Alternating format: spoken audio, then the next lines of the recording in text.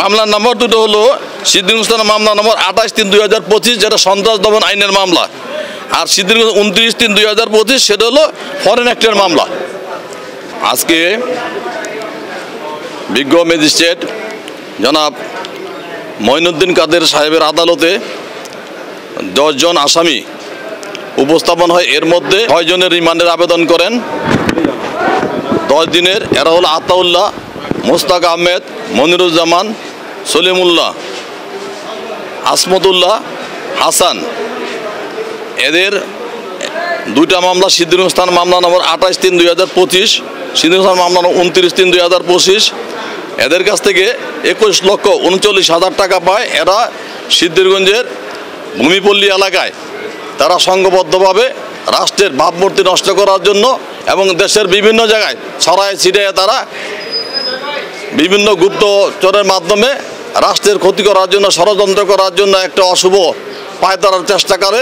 Police গোপন সূত্রে সংবাদ পাইয়া তাদেরকে ধৃত করে এবং তাদের সিদ্ধিরগঞ্জে ভূমিপল্লী থেকে যাদের ধৃত করে তাদের কথা মতো ময়মনসিংহ থেকে আরও গ্রেপ্তার করে বিজ্ঞ আদালতে উপস্থাপন করলে তাদের 10 দিনের রিমান্ডের আবেদন করেন তদন্তকারী কর্মকর্তা। বিস্তর শুনানি আনতে বিজ্ঞ ম্যাজিস্ট্রেট। উৎসবের খুশি হবে নগদে বেশি, কারণ ঘন্টায় ঘন্টায় আছে গিফট জেতার সুযোগ। 6 জনকেই 5 দিন করে রিমান্ড মঞ্জুর করেন, 2 মামলা রিমান্ড মঞ্জুর করেন এবং 15 দিনের মধ্যে এই রিমান্ড কার্যকর করার জন্য ঘোষণা দেন, আদেশ প্রদান করেন। হ্যাঁ, নারী আছে কিন্তু তাদেরকে রিমান্ডের আবেদন করে নাই। একজন অপ্রাপ্ত বয়স্ক আছে, তাকেও রিমান্ড চায় নাই। 1 নম্বর আসামি আতাউল্লাহর বিরুদ্ধে হত্যা, খুন সহ অসংখ্য মামলার আসামি। তারা বাংলাদেশে প্রবেশ করছে অনুপ্রবেশকারী হিসেবে, তাদের কোনো ভিসা নাই, পাসপোর্ট নাই, তারা অবৈধভাবে তারা এই বাংলাদেশে প্রবেশ করছে।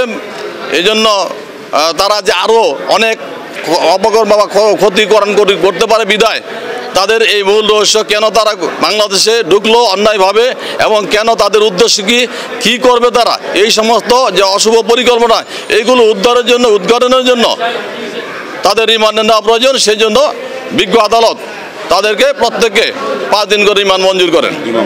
সিদ্ধিগঞ্জ থানাধীন ভূমিপল্লী থেকে রোহিঙ্গা নামধারী প্রায় 5 জন পুরুষ এবং 3 জন মহিলা এবং বাঙালি একজন সহ টোটাল 10 জনকে ধৃত করে সন্ত্রাস দমন আইনে এবং ফরেন অ্যাক্টে 2টা মামলা দায়ের করলে সিদ্ধিগঞ্জ থানায় এই মামলা গ্রহণপূর্বক উক্ত সকল আসামিদেরকে অদ্য বিজ্ঞ আদালতে সোপর্দ করিয়া তাদের আগমন এবং অবস্থান সম্পর্কে জিজ্ঞাসাবাদের নিমিত্তে 10 দিনের রিমান্ড আবেদন করিয়া বিজ্ঞ আদালতে প্রেরণ করলে বিজ্ঞ আদালতের শুনানি শেষে উভয় মামলাতেই 5 দিন করিয়া 10 দিন রিমান্ড মঞ্জুর করেন।